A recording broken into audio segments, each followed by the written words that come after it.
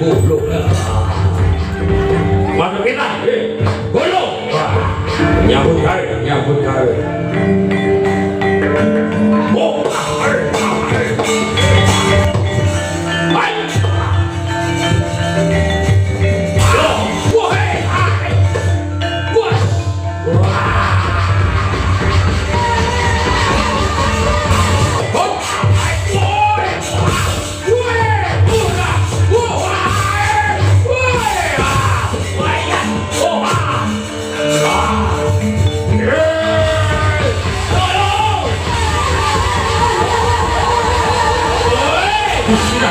Ladet, aduh geger, jempurin banyak, ya.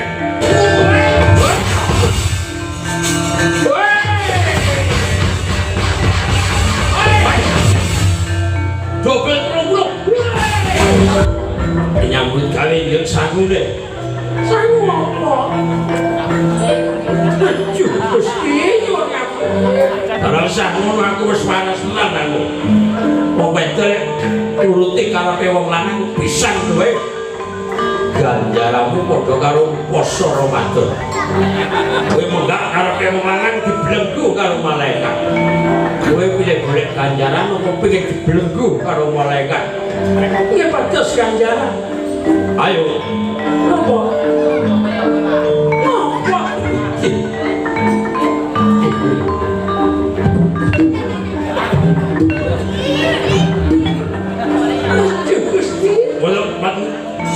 Aku waras, aku wis waras. Waras yo waras. Aku sanene loro menyambut gawe. Biyen aku loro aku saiki waras aku. Endi saku loro?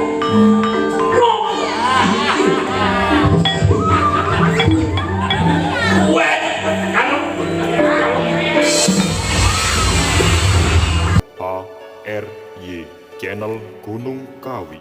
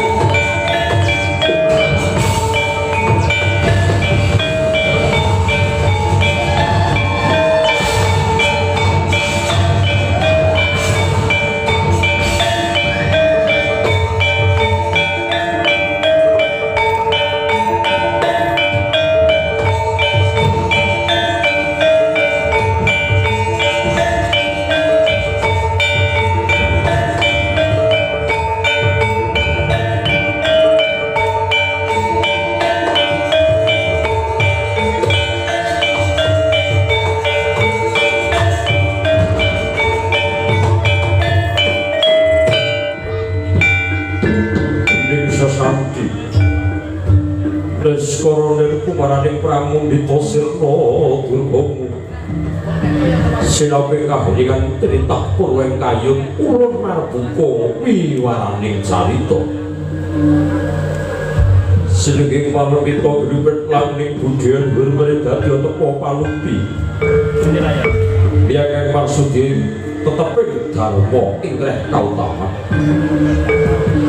Purwani kondo kadhapuk rampak runtut dosa nenggo para patut dadi denging para kuna ngomong pepiling wayang purwa ginambar miring yekti mengko wedi datang langsung sesulah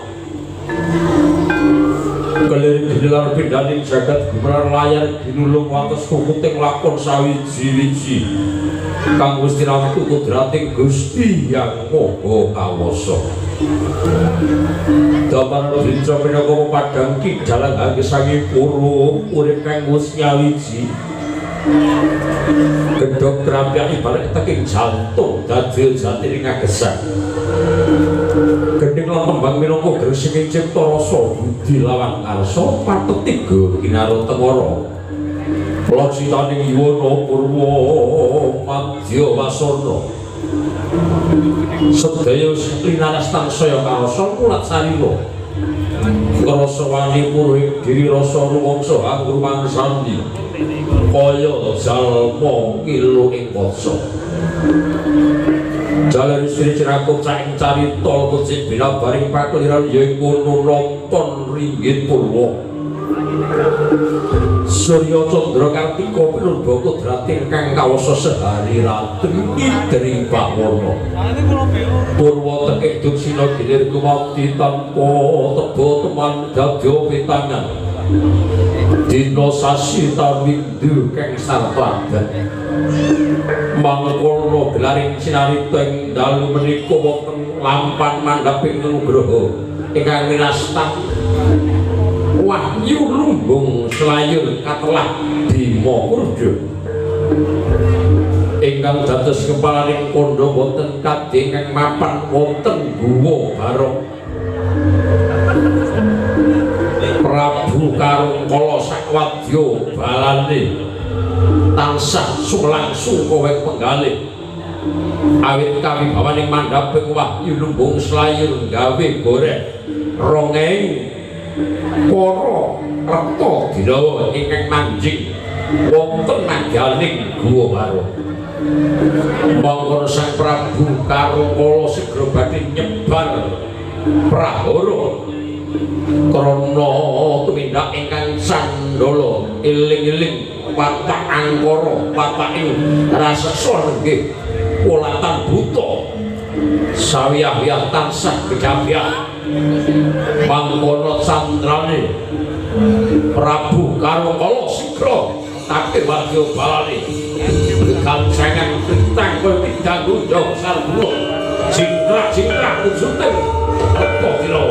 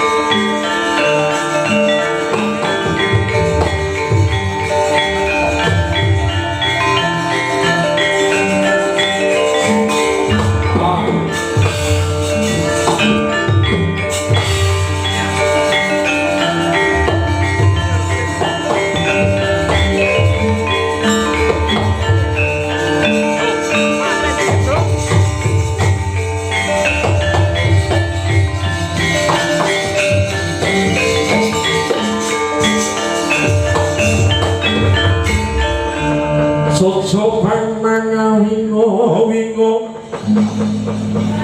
kumedhot ladone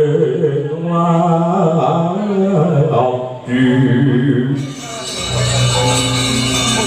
netra kosak ngondar-ngandar krot-krot tanang waja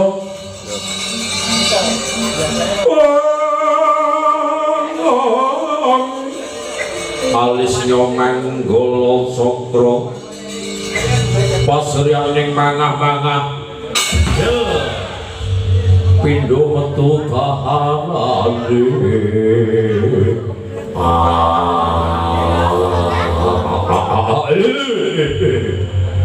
Temenggung sore pati lawan sore yudo lan sira buta wal-wal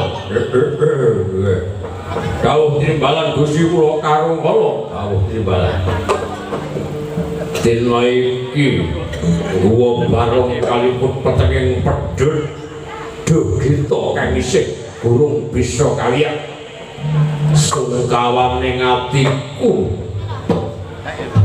ora kasempatan semedyaku yen aku durung kelakon ngemu kamukten lan kamulyan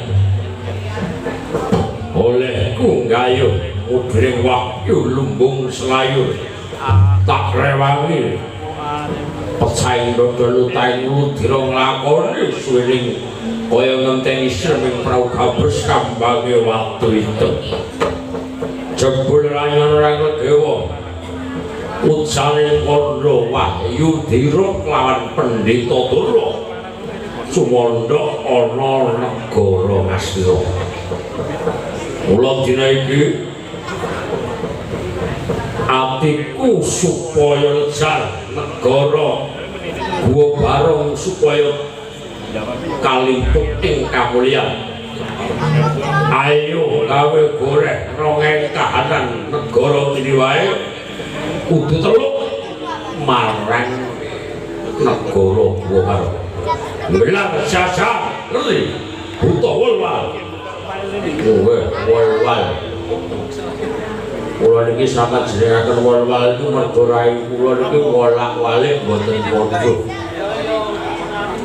lha nggih lha niki lho lek ngeten rai kula kuning lek madhep-madhep biru nggih tasik buta hingga iki wonten model wal-wal iki tasik niki mungkin boleh duka yang YouTube tanpa oleh itu buta hingga wal-wal lah wah aku seneng sing biru kok seneng sing kuning biru kuning awake kuru mergo pengin ketemu maneh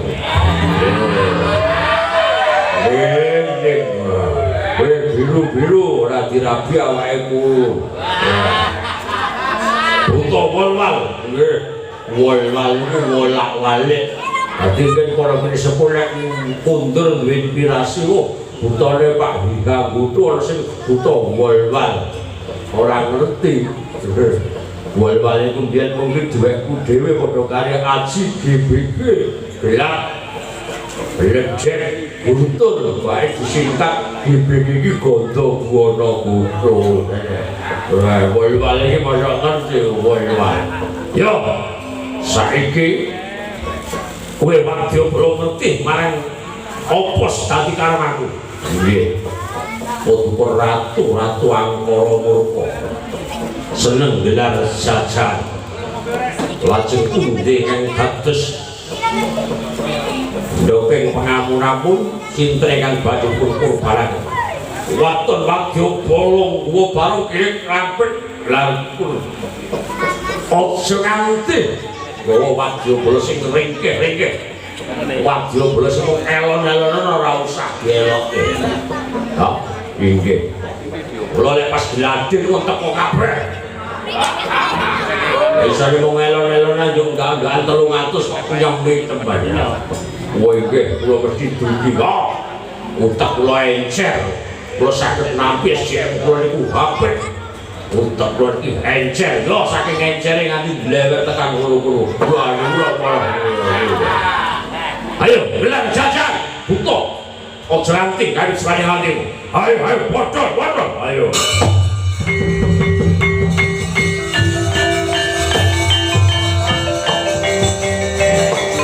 Nyambut gawe. Yo. Oh.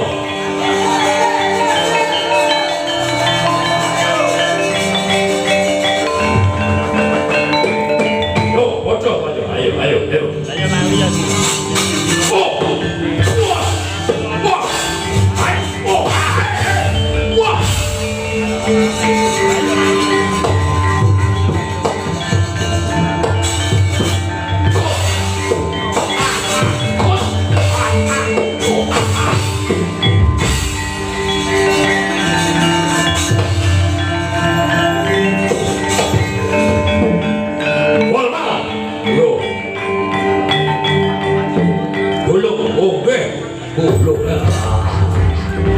Masuk kita, gulung. Manut tahe. Nyambut gawe. Oh,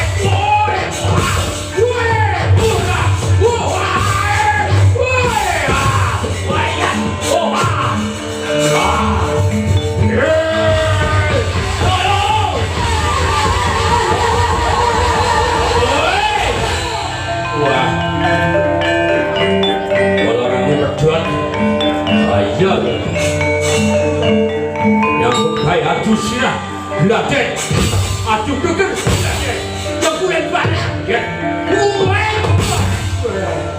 Wah, mobil dhisik.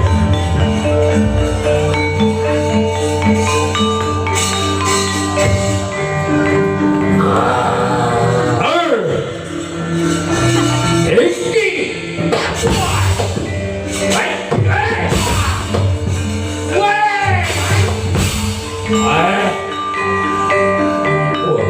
Jin. Woi. Woi. Woi. Woi. Momen. Woi. Woi. Punya, woi. Double terus. Loh. Lah apa meh ngenai raiku ae. Woi.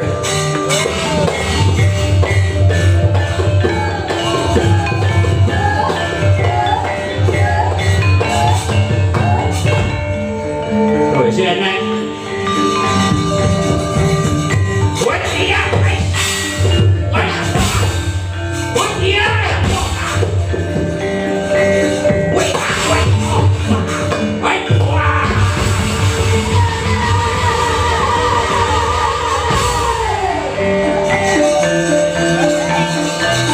Woi, iya. Woi, woi. Woi.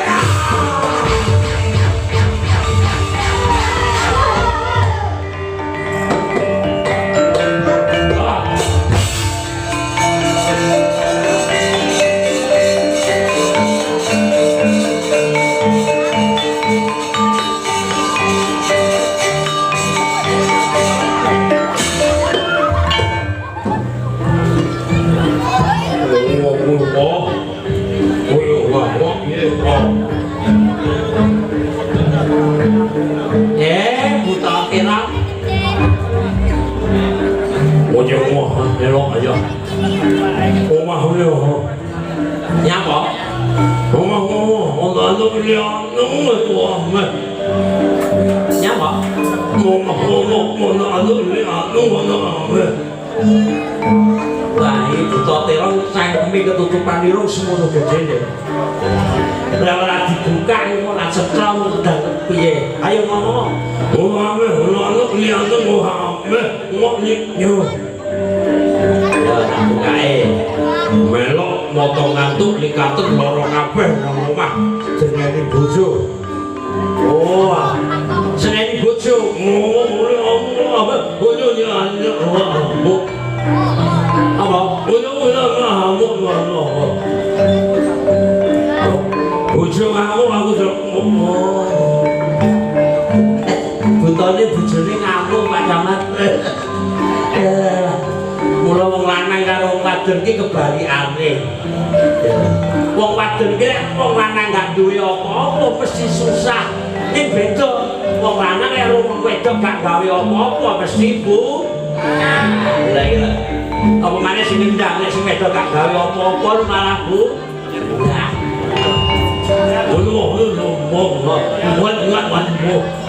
Wes melu kana. Tahu benar ni, Pak. Jom tak tunjuk tak.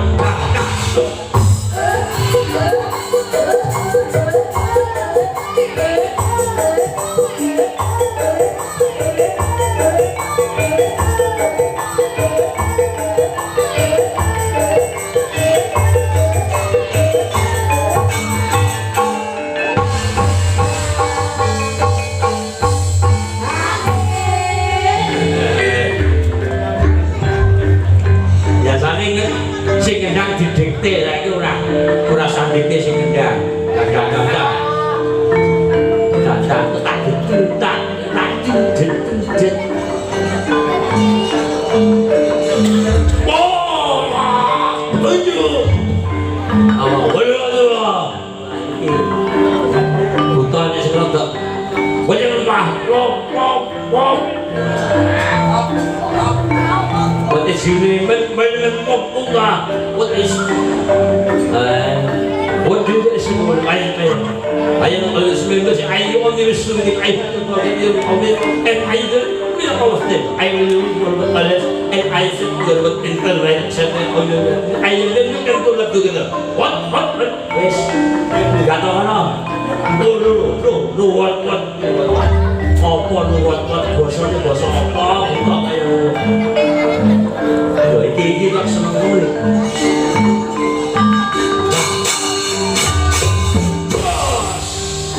Oh waras bocahe waras.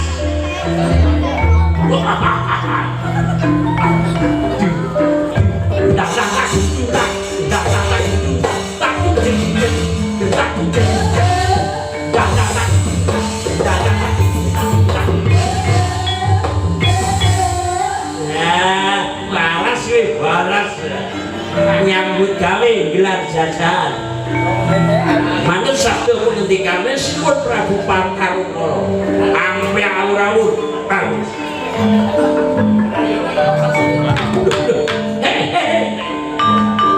Nyandi. Oh, pamit bojomu. Pamit bojone. Ayo cenge. Paling ate jek bojone.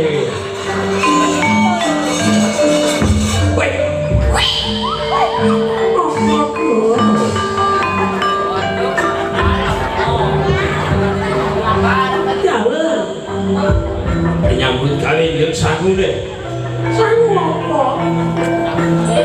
Aduh, Gusti nyuwun aku. Ora usah ngono aku wis waras tenan aku. Wong wedok turuti karepe wong lanang pisan kowe. Ganjaramu padha karo poso Ramadan. Kowe menggak karepe wong lanang dibelenggu karo malaikat. Kowe pilih golek ganjaran apa pengen dibelenggu karo malaikat? Nggih pados ganjaran. Ayo. Napa? Napa?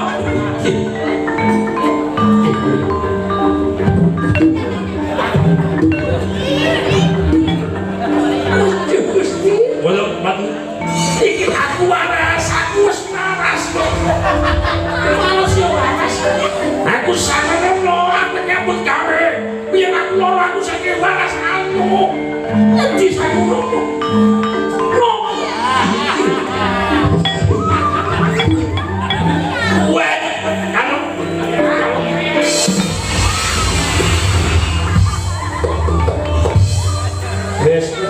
Buta iki gebut ora kok nang bengkel kekampan ngeyel. Padha karo sing didol nggale iki bayangno dhewe wis mbuh pokoke. Wah.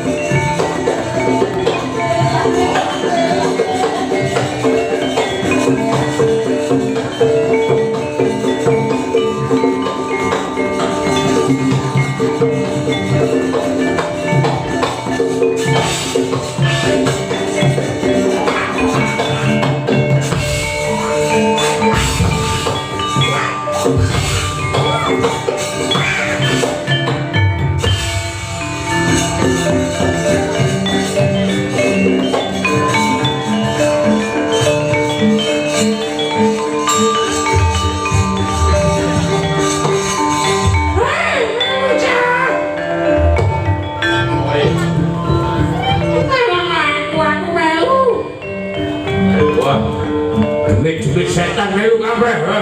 Iya, Jawa aku tenan. Aku melu. Aku melu. Woi! Woi! Tuningan apa ya? Malah sing tuwek sing garai.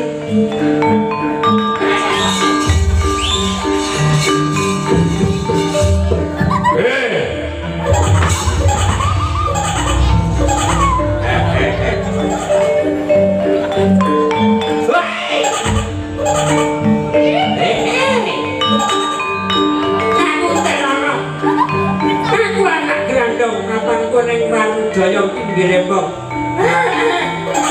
Metuku ngenteni sepine wong.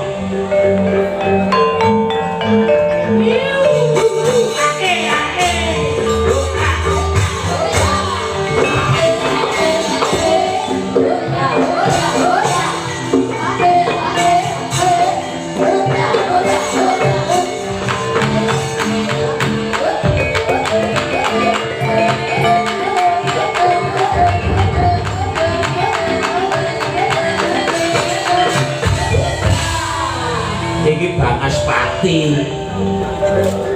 Jenenge Bangaspati. Jasine cilik nek Pak iku buta apa? Buta apa? Bangaspati. Oh, Bangaspati. Iki cendeng mongil. Ayo, ayo, ayo, ayo. Siraku melu abot. Ayo abote siramu. Aku melu ngangkul watu. Siraku pecah.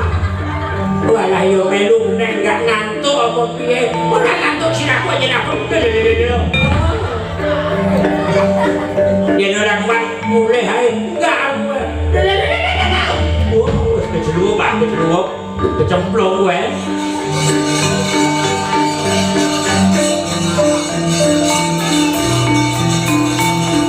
Enak. Tak. Lo apa terlalu uli? Lo apa terlalu uli? Lo ayam ono balik decok makuban dalange Pak Hinda. Wis tuwa. Aku turu bangun lah. Ada Maria Punjung lene Pak. Ya kowe lingkungan Maria Punjung ya. Tekan kene sing saka Blitar kuwi. Biyen kerepe yo melu Pak Godho sik cilikane wong. Kan kono-kono karo Mbak Yune kae. Pak Dian Pratiwi. Wah, aku tak turu dhisik ya Pak. Iya. Kok gugah lek Maria Punjung wis nyanyi. Iya, wis tuwa. Wis. Iki garapan lawas iki. Tadi carane turu. Nyapa? Apa nganas?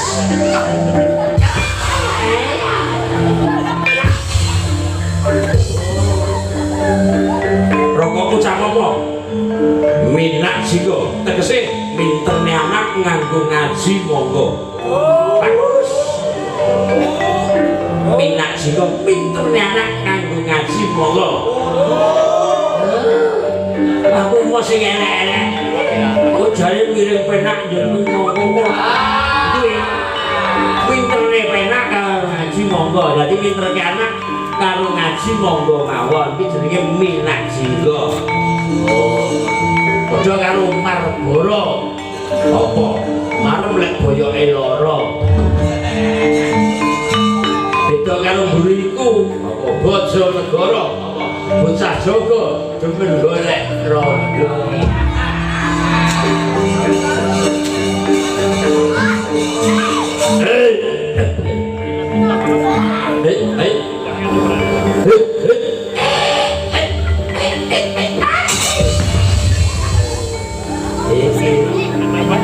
Iki garapan lawas.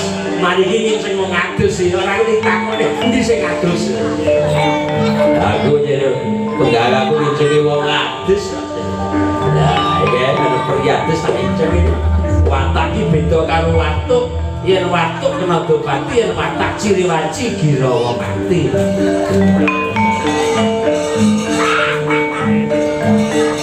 Ayo adus ayo.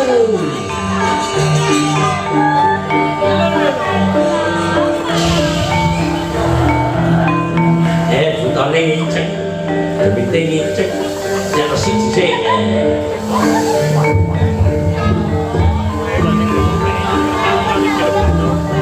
Lah sing ngicek iki ora tak dede.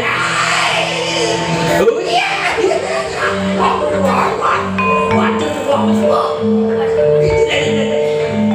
Oh iya. Menyos. Oi.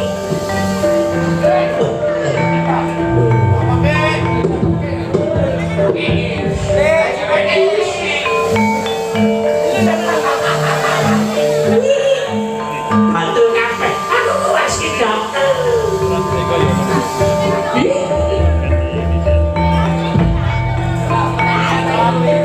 Ya mana pengen dulu doa ini orang tua orang priatus mana deh udah kesin nonton deh lo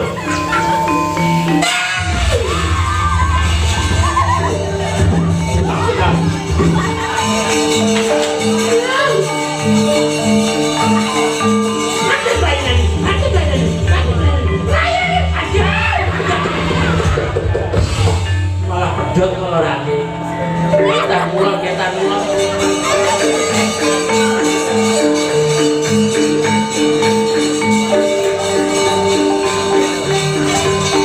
tunggal panggonane siji ceritane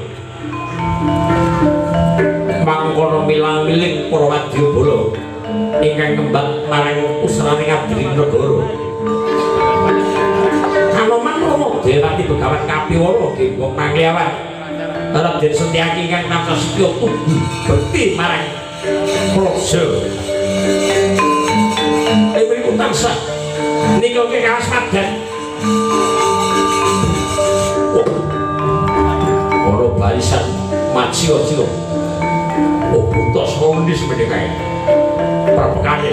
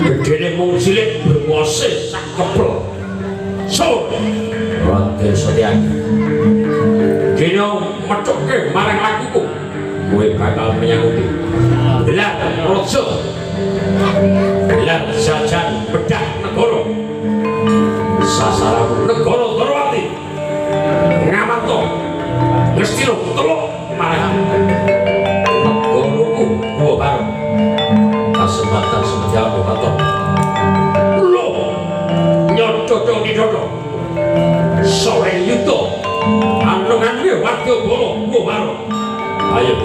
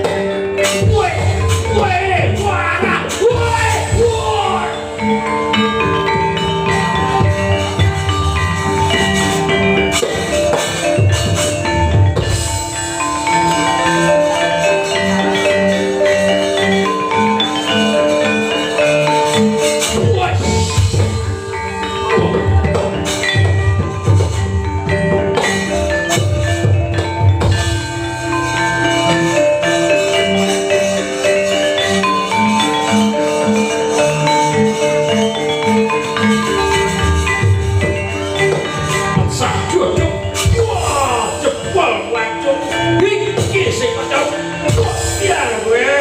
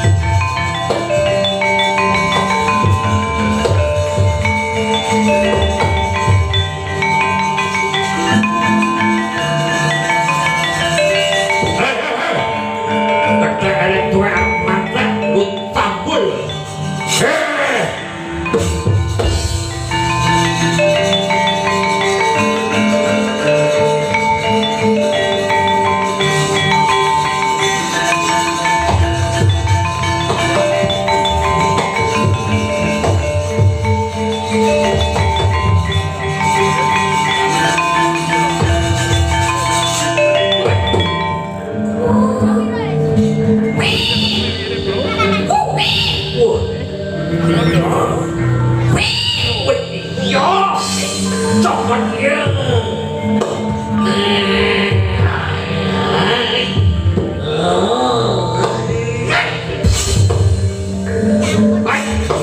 Wah, udah balik. Wes.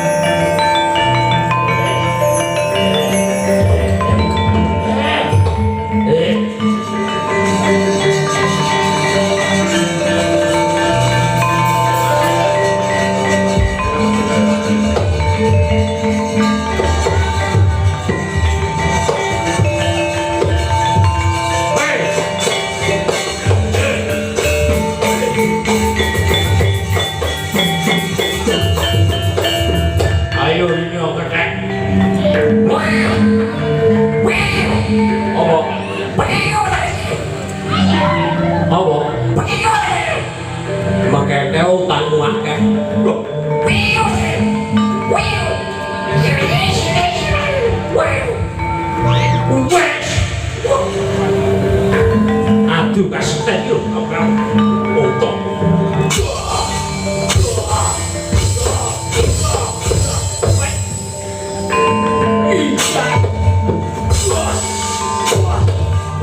Balik.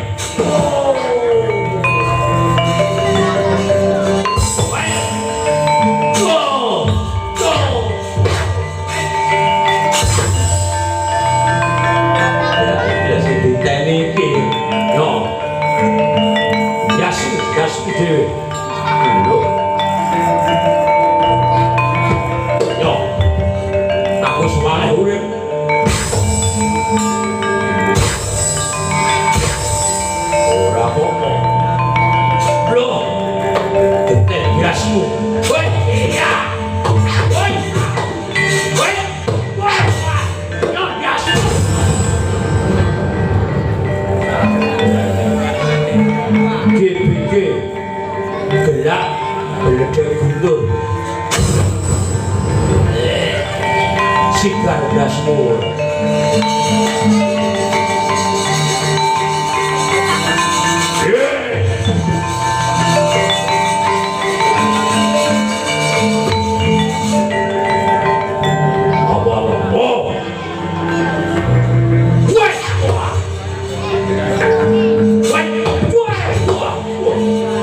Mulai gabah jadi teri.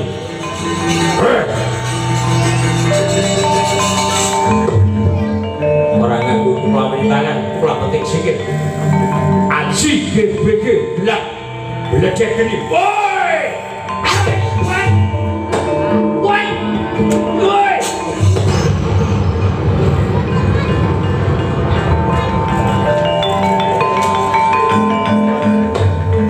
oh tak ayo ke negaraku tak ayo ke kau laku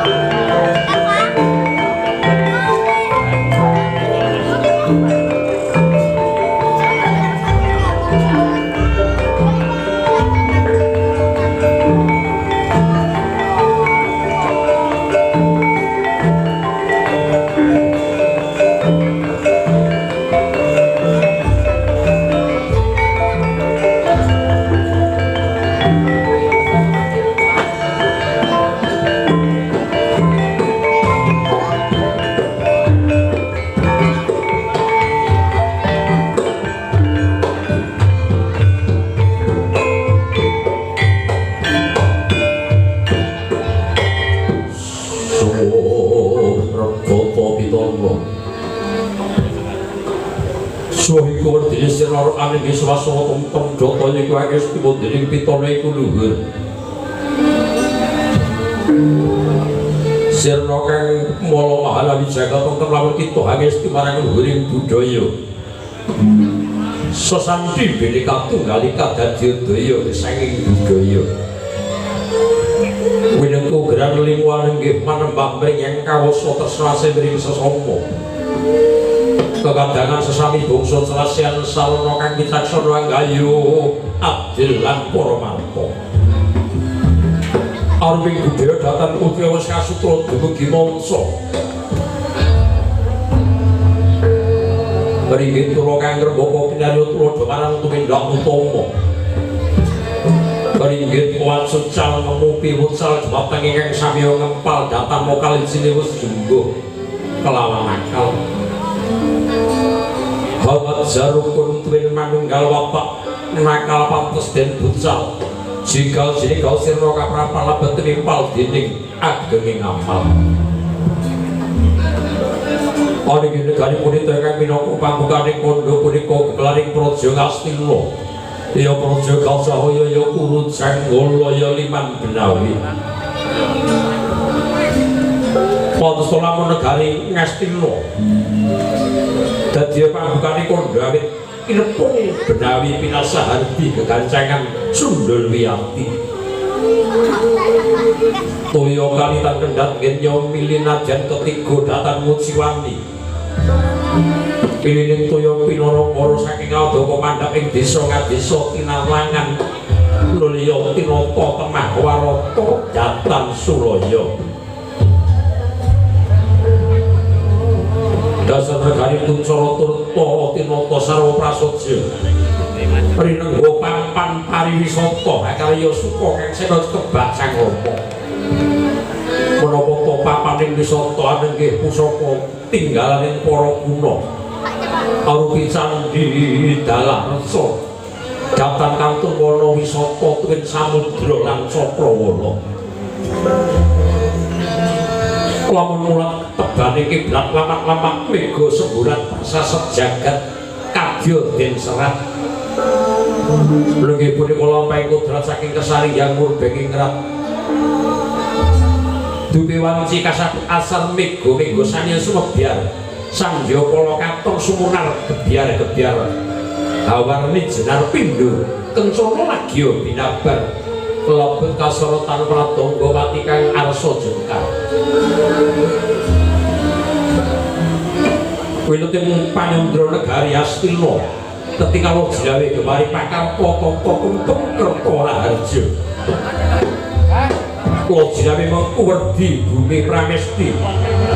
Lire wiji tinandur mesti dadi taneman mawarni-warni sedotan Muciwani. Lemah grasak saged den samak, siti kangkung saged den luluh. Temah mawur dadi subure kang tinandur sedaya samiya sumulur. Gemah boko wasta sarwa murah temah kathah kawula padha bunga. Bebasan sugi sawah ser omah bondo turah gesang pradatan wonten jalma ingkang mitnah. Ari panenggihake jalma lumampah datan kecacah makarya ngupaya nafkas yang ratri datan wegah. Labet terus pernah denyo umrembiyah bebasan munah watak kang serakah tuturi sungamarada laroh mahangesti keluarga ingkang sakinah. Kartoya iku nengenake serasian mundine tata. Pranyata pernata dadi paugeran kautaman dadi tuntunan pagoroan dadi sirikan. Bebrayan tangsa pemitran samya daya dirayan kang ngajapi rukunan murid tan wonten ingkang kapitunan. Sobira suwatir labet sang nata bangkit ngulir ingkang fakir kerep den pikir. Brandal kecu samya suminggir jatan wanci Jawa paripudha mangsa panas paring payu. Dono cupet terus sinambung ingkang tebih samya mangklung ingkang celak samya tumiyuh. Temah rampung datan kedung awit kabeh wis den pitung. Sinten ingkang asta sangsa agung negari Ngastina mangkana pilane dewi-dewi. yen kethek Prabu Sabudar siksa pendhita peparab dewa bisik ampun ratu menang jejuluk Prabu Duryudana Kurupati Jaka Pitana ya Prabu Anggendari Sutaya Anggendari putra Yudhistira Mojo Siwi jejuluk Prabu Duryudana teksalin mereka ngabot sanggane Kurupati dinten sarake tesih kraton ing darah Kuru Jaka Pitana wisuda jumeneng nata tesih Jaka dereng ngambut silaning akram Anggendari Sutaya Anggendari putra pembayu ing kusumaning ayu Dewi Anggendari mangkara pasranak gunung negari Astina ngawutaken pasrakan katon tideng perpandhu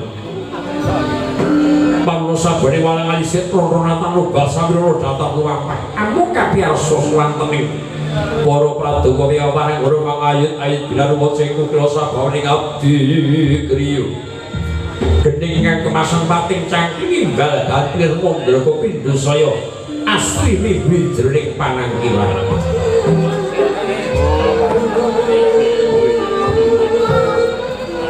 mangkono sang nata Prabu Duryudana ngawontenaken pasranak gunung negari Astina daya-daya sedaya manglungaken jangganing nglaken kawu Regana Pati harus meringkang sibuk mari kelu pangyayah Padara Panjering Bangkala dhateng Kampurna penemban Duraya Maharsi Kumbayana Brahmana saking atas saking pangdas marani ndering sing ndering kaliya sing isa mangkono sabda punika sang nata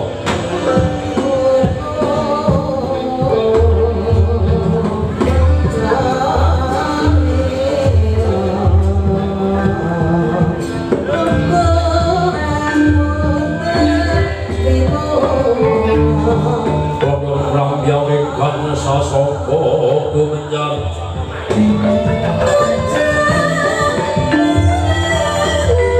langkung pura bekang omah maslir muruping langit tetyan sarwa ame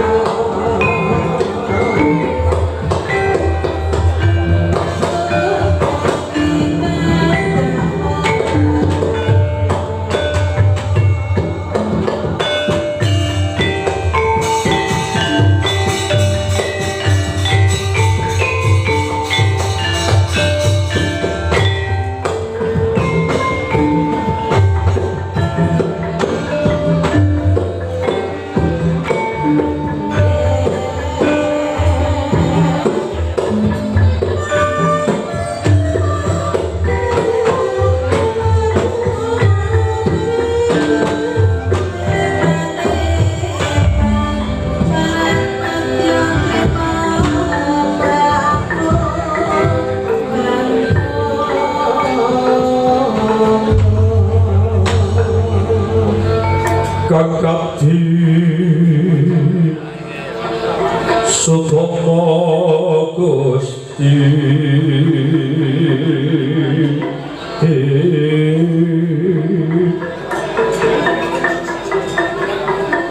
sasongko kasongan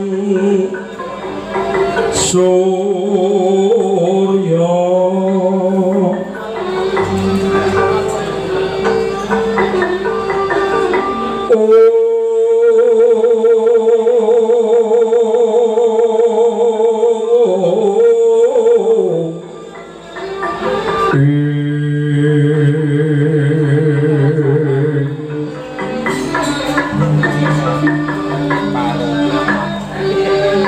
Prabanya sungsung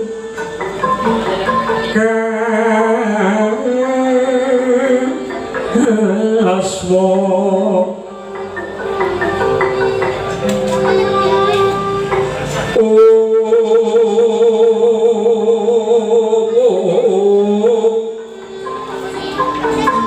Rara srumen sari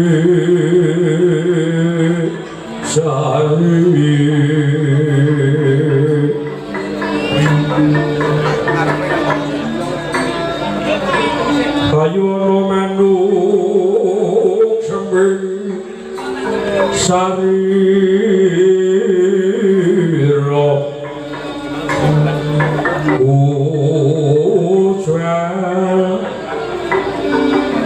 ujwal rasu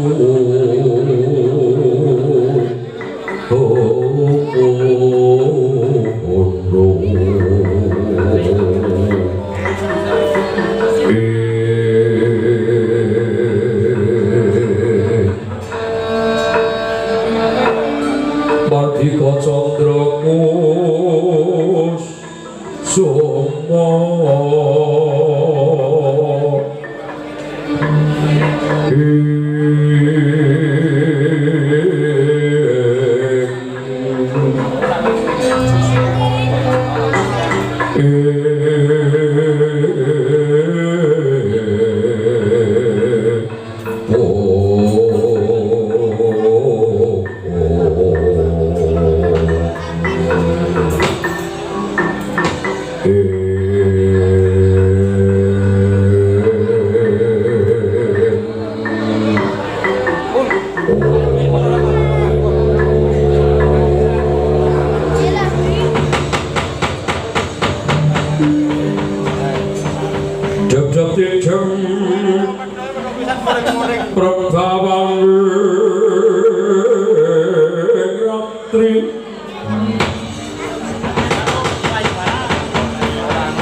Sosodoro manjel kawuryam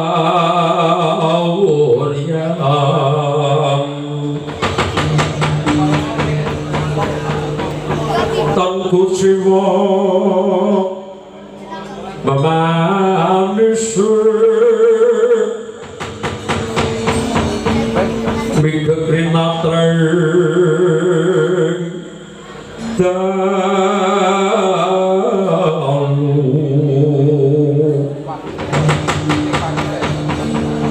Sini woko sekian protes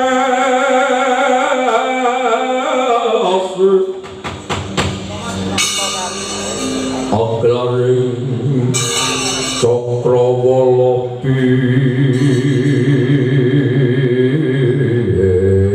nolak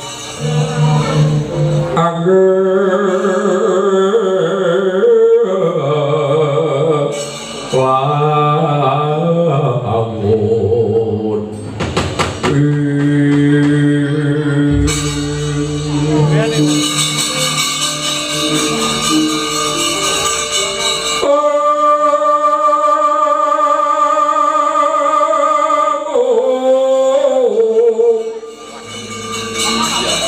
saking kentaran gomo kang sumber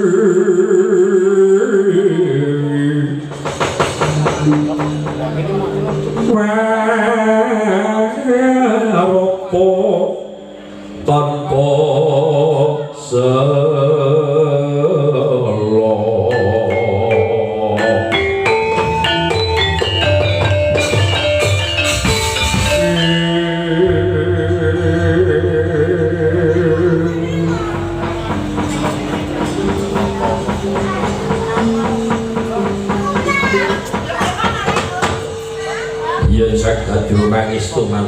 yang rojo diwaningsu mugi Gusti kaya menasaken titas ing dumadi Rembal Durna rawuh sing andika ngaturaken pasegam palakrami saha pangabekti mugi kunjuk sandhape Bapak dengeng mawantu-wantu Bapak Rembal Durna.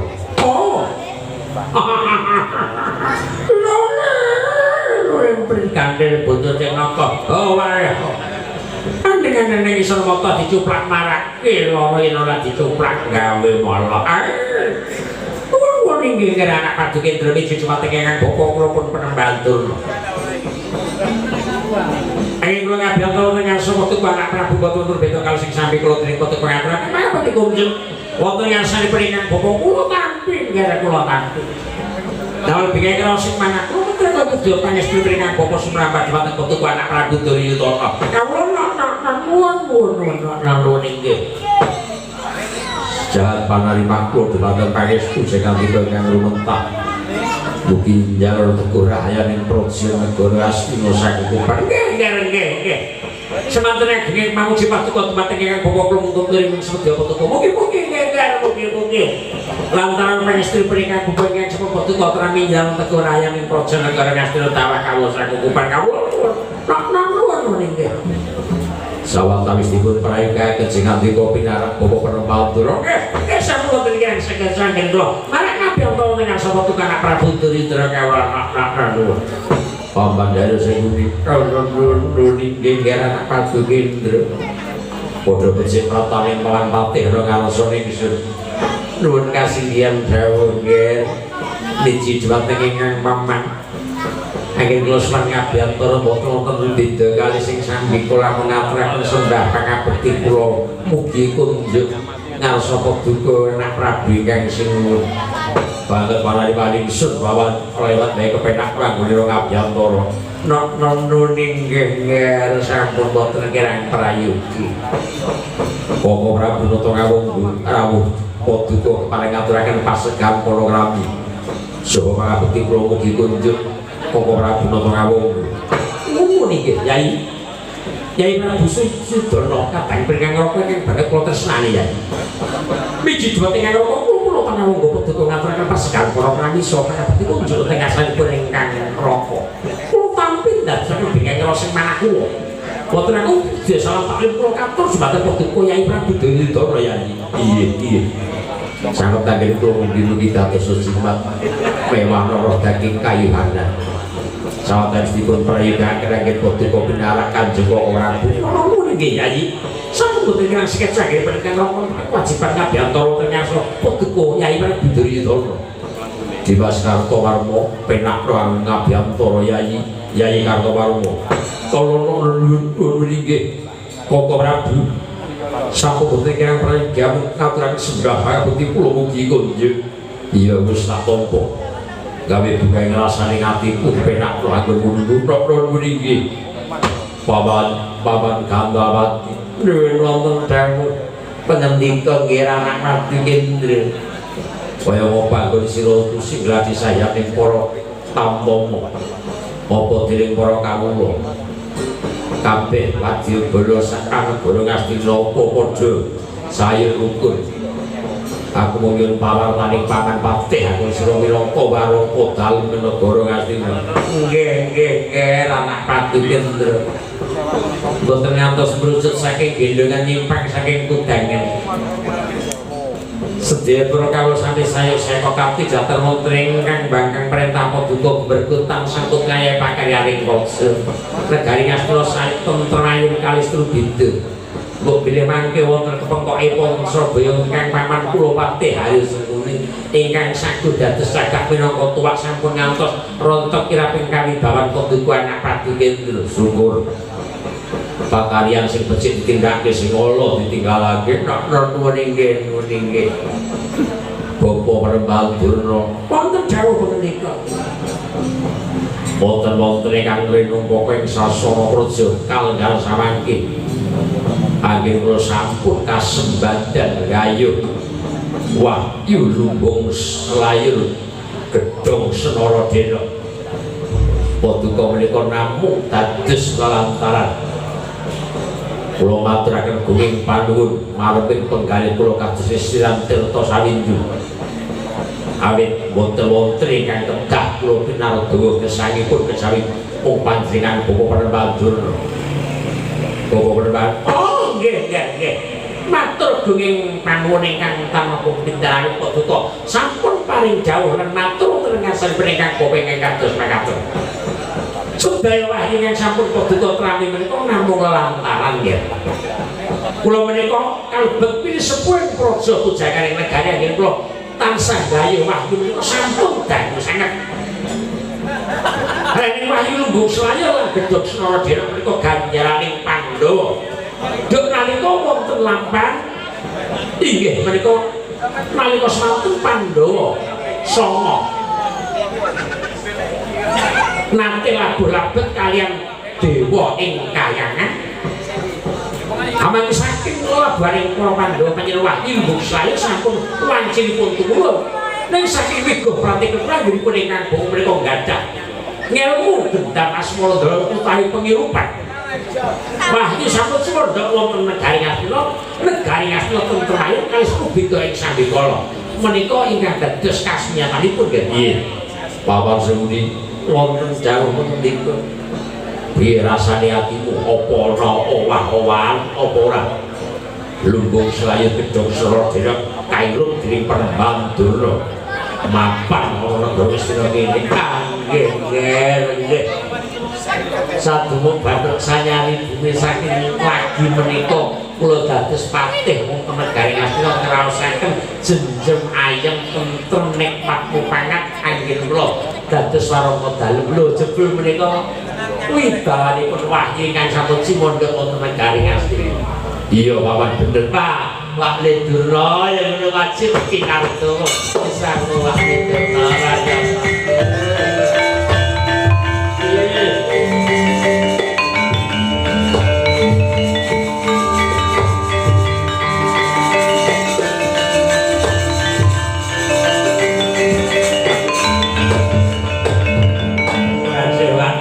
Sebel wahyu ki kok irup. Jujune. Wahyu ning Pandhawa kok irup ana negara Ngastina. Iki miko pratikku. Kowe ora bisa ngrasake. Iya, Pak Ledurna. Aku ora rumangsa ngelak, ora rumangsa ngelih. Jebul atiku ayo mergo kamingguh wibawaning wahyu kang turut Pak Ledurna. Patut pinardawa uripmu ben dawa umurmu ben sehat jiwa ragamu. Aku mau melih kowe pendhita sing wajib didedha urip mula aja suwe-suwe olehmu dadi duda ya Pak Ledurna. Lho karepmu umpama kowe tak golek nyari kasumban ngono piye ya. Yo aku bola-bali dipinjani karo cah kono. Alah piye. Kepala yo. Yo sewu ge. Iya papan iki. Kula sampun ngrasaken piyambak wedal menika negari Ngastina tentrem ayem kalih Subita pring Sambikala mboten kirang sandang mboten kirang tangan. Nggih mawon bener. Kula paksi duwe bisa dhumateng Paduka Kanjeng Koko Prabu Nata Kawungan. Koko Prabu ngraosaken kados pundi pedal sareng kisah sing wahyu sampun dipun irup wonten ing negari Ngastina. Yogya malih kinarya palupi Surya putra Narapati ngawangga pring Pandhawa tur kadang lan tunggil ibu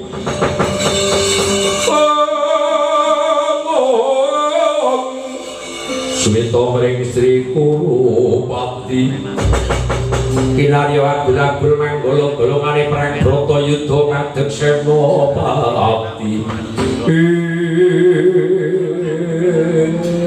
Kyai Prabu Suwidana lagi sepeda menika kula saged ngrasaken marping penggalih tentrem negari Ngastina. Datanyana dhateng menika kawibawan tumurung wahyu kang sampun sumendhok wonten negari Ngastina. Nggih. Mereka kados makaten Kyai Prabu.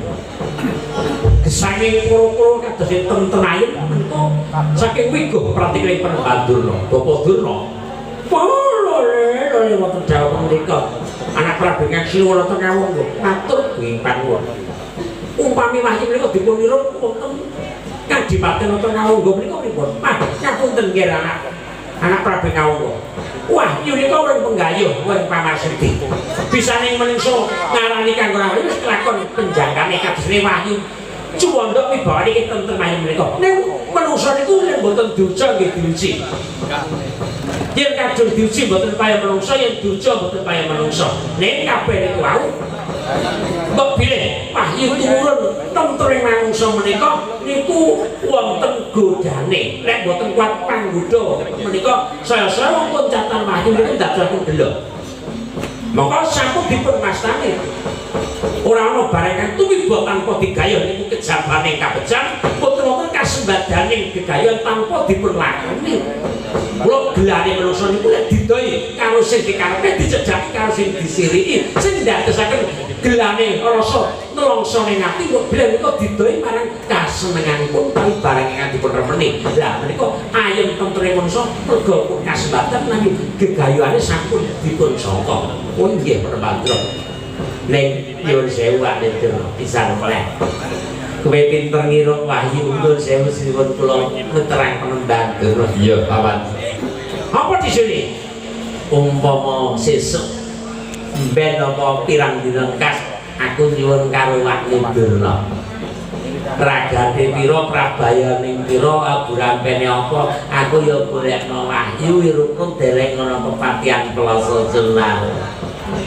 Mendah kene yang wahyu iso mondok ana Plasa Jenar waduh itu kowe njaluk apa tak kirute. Ora kuat docane di sini. Docane apa?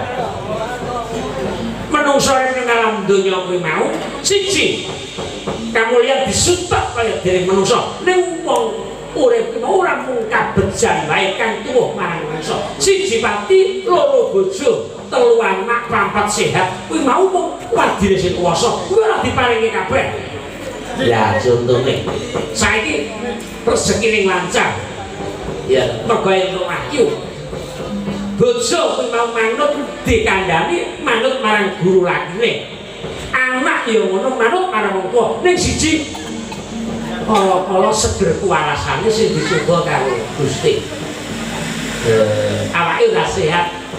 Ora mangan enak, ora enak mangan. Dadi ngono awake dreng.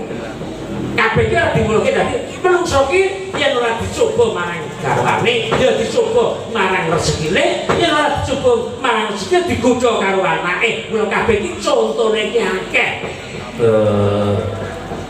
Rezekine lancar ya akeh. Kesehatane ki mau saya ya ki mau bagas waras.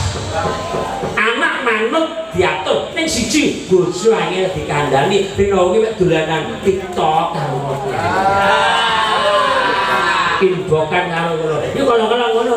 Yo sing garake rumah tangga iki mau rada sumpet lan jebek ya ngono. Ngono. Bojo manut dikandani, anak manut awak siap ning rezekine seret. Ya nek kabeh dikekeke, anak manut dituturi, bojo manut dikeloni, manut dikandani. Bar kuwi rezekine amplok awake sehat. Lho kok penak temen. Menungso ora diuji, menungso yen ora ana pacuban kurang cecek karo sing kuwasa ngono. Dadi kabeh iki mau mung sembuh ya Pak Nindra. Kula wong urip iki kudu iso bersyukur. Bersyukur tegese wong kuwi yen nyukuri paring sing kuwasa jujure ora kaya-kaya nikmat ki saya ditambah. Wong yen ingkang utawa karo murka kuwi dosa sing luwih gedhe. Carane wong bersyukur supaya iso ngrasake nikmate peparingane sing kuwasa. Supaya iso ngrasake nikmate sing kuwasa ki ora mergo apa-apa. Mergo ya kuwi mau iso ngrasake apa wae sing dikarepe kaya dene yen kowe lagi ngelak kuwi ngombe yen kowe lagi ngelih kowe mangano yen kowe lagi ngantuk kowe tuwa lah kuwi iso ngrasake nikmat ngono mati ri ayo mergo ngrasake nikmat kowe lampune kok mati ning sensitive tetep ayo ke peke lampune golek ana le. Iki masak kae sampean biyen jane ya apik layangan nganggo blencong lampu mendip-mendip ngono apik. Ya sing mulia tak urupe. Jes. Aku jes. Hae sekakling nang kene aku mencet aku murah. Wah. Penembang dulu. Monggo jauh punika. Mereka terus makaten mentah marang penggalih kula. Wah, iki kan langkung tahu sampun ngantos puncak saking negari Ngastina. Sampun kuatos ya. Wahyu kula kemuli kulit kula pathoki bali kula cencang khusus sampun ngantos puncak saking negari Ngastina. Menika dayanipun ingkang bapa. Palukok lagu ning lekas Lukita linuting kidung kadung kader ngambang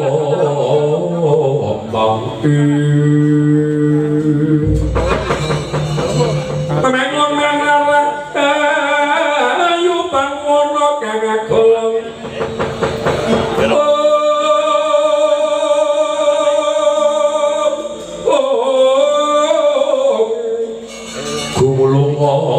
Manabdukara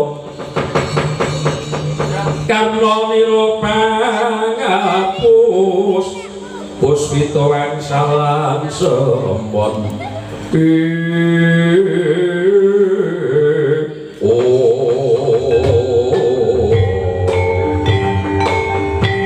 tatane nawas lawan nugus prapopo mangsayeni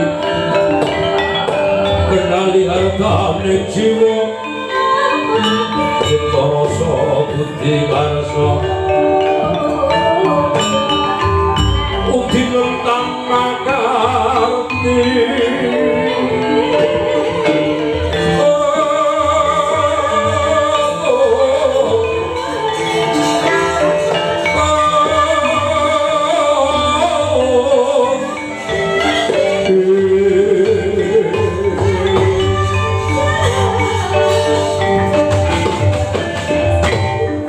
Pancateng mangkono dereng paripurna sabda ngendikane Sang Prabu Duryudana lan penembang duna nama dening para nayaka ingkang sami teping ngabiyantara. Kelasan ngantos dereng abang kecut dereng wonten Bahtara Kesaru gegering Yawi. Biasa tangking duri repe prapaning Raden Gatotkaca.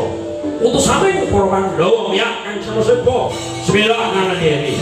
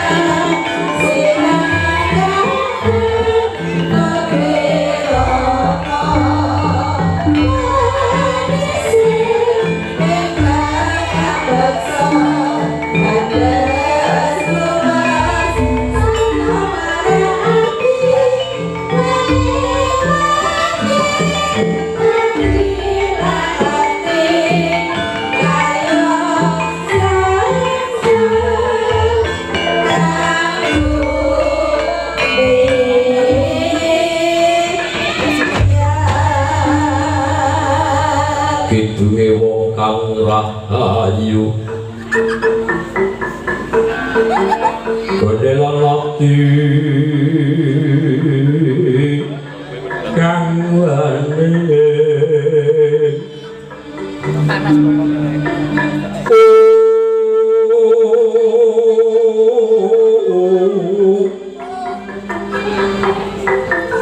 Terjukan maring agesang busalan watakan srei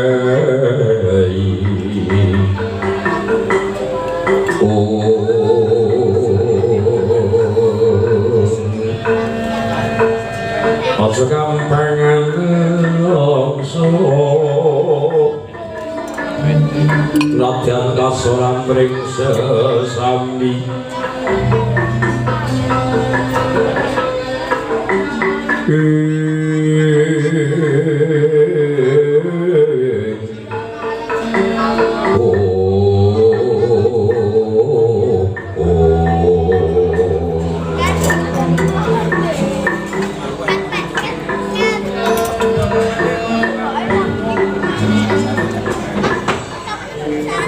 jagat dulu Lura jagat Pramudito yang sekuat wilayah Wonosagung para tasih ya putraku Gatotkaca nedya ngabyantara ana ngarsaning Purwapada Gresik Pratamu nggih Gatotkaca kula nuwun nggih wong miji Jawa Tengah putra kula Gatotkaca sebab bukti kula mugi kunjuk Prabu iya banget panaliwatku liwat putra kakek pun wae tampar ana nggih Gatotkaca bocah jengkono nuwun nggih Prabu sangat anggir kula mugi dados sifat paripe penak bangun nunggu ngabyantara kula nggih sampun boten kirang prayugi lho iki kaya anakku Gatotkaca nggih kula sangat diperemban padha becik pratamu nggih Gatut tantu paestunipun sang ngadi panembahan Durna wonten rupitu kula ngaturaken sembah pangabekti tak tampa gawe suka bengeng rasane atiku nggih penak ra nggermu ngabyantara lungguh Gatut iki sampun boten ngrasake cok panembahan Durna bangku to bangku nggih Gatotkaca sak bising asap riwemu kang katon gulawe sira sangka pangawak bojo sowan ngabyantara ora negara Ngastina ana wigati apa nggih Gatotkaca ora kangge matur nuwun ora kepareng mugi ndadosaken kawuningan anggere kula sowan ngabyantara menika kula namung diputus dening pepunden Pandhawa lan ing samangke para Pandhawa sampun mangertos bab lampang menika. Lan ing wahyu tembung Semak Slayu gedhong Sradena menika ganjaranipun para pepunden Pandhawa. Menika ganjaran yang dipun aturaken saking kayangan wanjinipun turun ngapes mriki kok boten wonten enggal dipun turunaken. Jebul dawuh para pinter lan dawuh para winasis wahyu menika cipondhok wonten negari Ngastina menika menapa leres ora kula aturi dawuh ingkang terwaca lan kados pundi kawusane negari Ngastina mbok bilih dina samangke negari Ngastina kacumondokan wahyu menika wahyu ilmu Slayu menika sanes kagunganipun para Kurawa kedahipun pondhok wonten negari Ngamarta tatang napas lawan lupus pranayata Gusti kendali ataning jiwa separasa budi karsa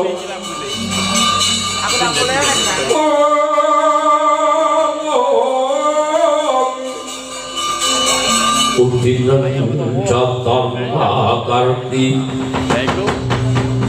murid sengseming lan tentreming swasana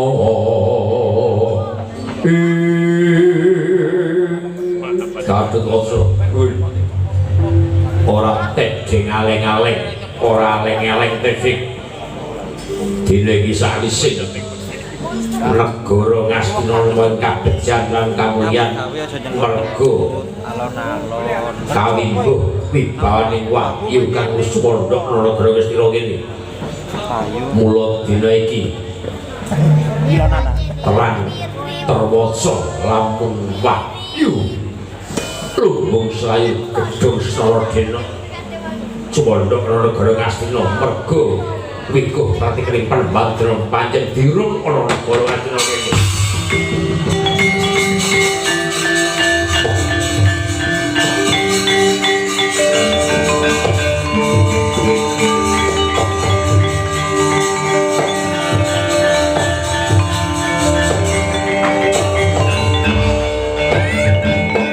Matur kowe panuwun Wong Prabu kok bilih putra sampun paring keterangan ingkang terwasa.